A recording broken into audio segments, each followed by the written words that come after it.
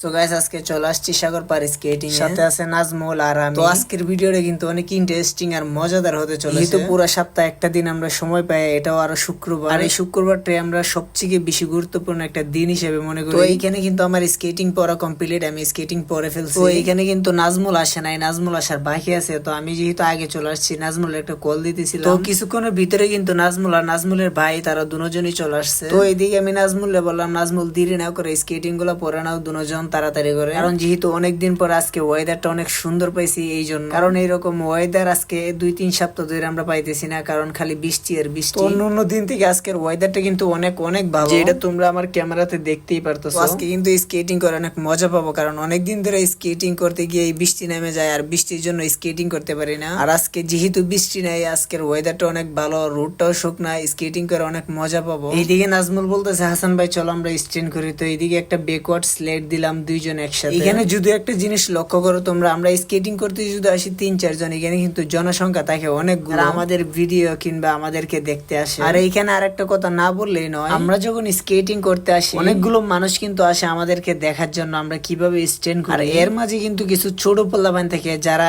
এইরকম ডিস্টার্ব গুলো করে। এই ছেলেটা যদি দৌড় না দিত তাহলে হয়তো ওর উপরেই পড়তাম গিয়া।